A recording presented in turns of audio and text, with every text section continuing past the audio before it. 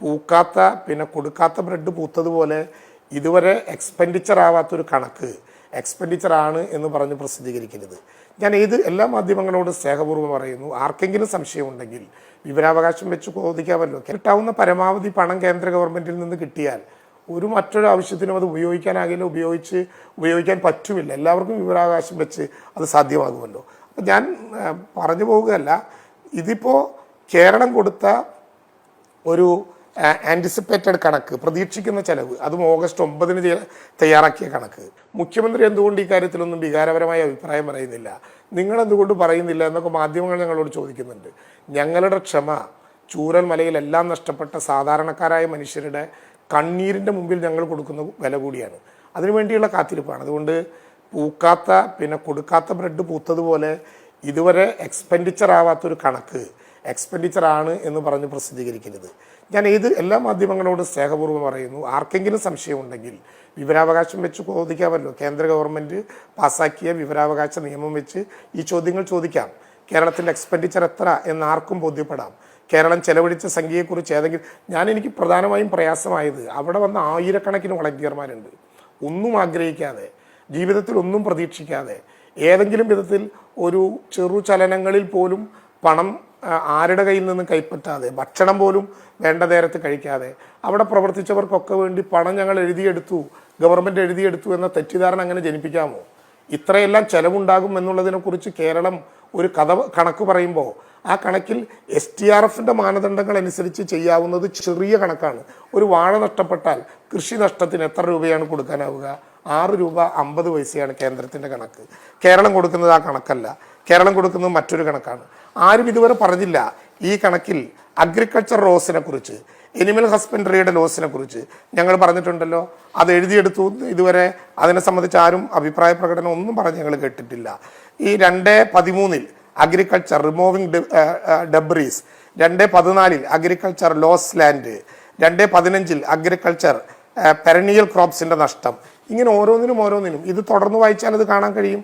2/12, 2/13, 2/8 വരെ വായിപ്പിച്ചല്ലോ, 2/9 വരെ കാണിച്ചല്ലോ. തുടർന്ന് വായിക്കുക. 2/13, 2/14, 2/15, ഇനി 2/16 അഗ്രികൾച്ചർ പെരനിയൽ ക്രോപ്സിൻ്റെ നോൺ SMFൽ പെടുന്ന നഷ്ടം. 2/17 എനിമൽ ഹസ്ബൻഡറി, അതിൽ പശുവിന് മാത്രം വരുന്ന നഷ്ടം. 2/18 എനിമൽ ഹസ്ബൻഡറി, ആടിന് വരുന്ന നഷ്ടം. ഇങ്ങനെ തുടങ്ങുകയാണ്. ഓരോന്നിനും വരുന്ന നഷ്ടം പ്രത്യേകമായി എഴുതുകയാണ്. എനിമൽ ഹസ്ബൻഡറി കൗസിന് വന്ന നഷ്ടം അതെങ്കിലും ഒന്ന് കൂട്ടി വായിക്കണം. A total of 226 cows are lost as reported by Animal Husbandry and Dairy Development Department. These cows were of 75 farmers, 37,500 cow limited to 3 cow per farmer. The relief assistance is thereof Rs 84,37,500. ഇതിൽ തന്നെ എഴുതിയതാണ്, ആരും എഴുതിയെടുത്തതല്ല. ഓരോന്നിനും വരുന്ന ചെറു നഷ്ടങ്ങൾ, അഗ്രികൾച്ചറിൽ, animal ഹസ്ബൻഡറിയിൽ ഇങ്ങനെ തുടങ്ങുന്ന ചെറു നഷ്ടങ്ങൾ ഇതിൻ്റെ ഭാഗമായിട്ട് എഴുതിയിട്ടുണ്ട്. എന്താ അത് പ്രസിദ്ധീകരിക്കാത്തതെന്ന് അറിഞ്ഞില്ല. ഇതെല്ലാം സെൻട്രലിനോട് നമ്മൾ ചോദിക്കുകയാണ്. ഈ വിധത്തിൽ ഞങ്ങൾക്ക് നഷ്ടമുണ്ടായി. STRFൻ്റെ മാനദണ്ഡങ്ങളിൽ മാത്രം പെടുത്തിയാൽ ഒരു ചെറിയ സംഖ്യയെ നമുക്ക് തരാനാകൂ.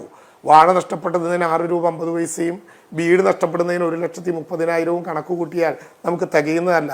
അതുകൊണ്ട് കേരളത്തിനുണ്ടായ നഷ്ടങ്ങൾ ഈ പറയും പ്രധാനപ്പെട്ടതാണ്. ആ നഷ്ടങ്ങളിൽ ഞങ്ങളെ ഏതെങ്കിലും വിധത്തിൽ സഹായിക്കാൻ ഗവൺമെൻറ് തയ്യാറാകണം. അതിനുള്ള മെമ്മോറാണ്ടമാണ് നമ്മൾ കൊടുത്തത്. ഈ കൊടുത്ത പണമൊക്കെ അണപ്പൈ വ്യത്യാസമില്ലാതെ കേന്ദ്ര ഗവൺമെൻറ് തരുമോ? ഞങ്ങൾ എഴുതിയെടുക്കുക എന്ന് വെച്ചാൽ തന്നെ STRFൻ്റെ മാനദണ്ഡങ്ങളിൽ പ്രത്യേകമായി ഇളവ് വരുത്തി പ്രഖ്യാപിക്കാതെ അത് കൊണ്ടുവരാൻ കഴിയുമോ? ഏത് ദുരന്തത്തിലാണ് ഡിസാസ്റ്റർ മാനേജ്മെൻറ്റ് ആക്ട് പ്രകാരം കേരളത്തെ പെടുത്തിയിട്ടുള്ളത്? L0-ലാണോ, L1-ലാണോ, L2-ലാണോ, L3? ശരിക്കുള്ള കണക്ക് എങ്ങനെയാണ് കേരളത്തിന് എഴുതാൻ പറ്റുക? ഞാൻ ചോദിക്കട്ടെ, 2018 കേരളത്തിലേക്ക് വന്ന കേന്ദ്ര സേനകളുടെയും ദുരന്ത നിവാരണത്തിൻ്റെയും കണക്ക് കേരളത്തിന് കേന്ദ്ര ഗവൺമെൻറ് തന്നില്ലേ? എന്നാ തന്നത്? ഒരു വർഷക്കാലം കഴിഞ്ഞല്ലേ. അപ്പോൾ അന്ന് ഈ കണക്ക് വരുമ്പോൾ ഇന്ന് ഞങ്ങൾ ഇത്ര പ്രതീക്ഷിച്ചിരുന്നു, ആക്ച്വൽസ് ഞങ്ങൾക്ക് തരണം. എത്രയാണോ ചിലവ് വരുന്നത് അത് ഞങ്ങൾക്ക് തരണം. അത് ബറയിൽ ഉൾപ്പെടെ എല്ലാ കാര്യത്തിലും ആക്ച്വൽസ് എന്നെഴുതിയത് ശരിയായ തുക എത്രയാണോ ആ തുക തരണം. അതിൽ ഇത് കൂടുതലാണെങ്കിൽ അല്ല ഇതിനേക്കാൾ കൂടുതലാണെങ്കിൽ ആ തുക, ഇതിനേക്കാൾ കുറവാണെങ്കിൽ ആ തുക. ഇത് സംബന്ധിച്ചൊരു അഭ്യർത്ഥനയാണ് വെച്ചത്. അതിനെ ഇങ്ങനെ തെറ്റിദ്ധരിപ്പിക്കരുത്. കൊടുക്കാത്ത ബ്രെഡ് പൂത്തതുപോലെ ഇതുവരെ എഴുതിയെടുക്കാത്തതും ഇതുവരെ സമർപ്പിക്കാത്തതുമായ ഒരു എക്സ്പെൻഡിച്ചർ സ്റ്റേറ്റ്മെൻറ്റ് ഉണ്ടെന്ന് ആരെങ്കിലും തീരുമാനിച്ചാൽ അത് കേരളത്തിലെ സാധാരണ മനുഷ്യരോട് ചെയ്യുന്ന ഒരു ദ്രോഹമായിരിക്കും. ആരും അങ്ങനെ മനസ്സിൽ പ്രതീക്ഷിച്ചിട്ടുണ്ടാകുമെന്ന് ഞാൻ കരുതുന്നില്ല. തൊഴുകൈകളോടെ പറയാനുള്ളത്, അനാവശ്യമായി ഈ ദുരന്തഘട്ടത്തിൽ കേരളത്തെ ദ്രോഹിക്കരുത് എന്നൊരു അഭ്യർത്ഥനയാണ്.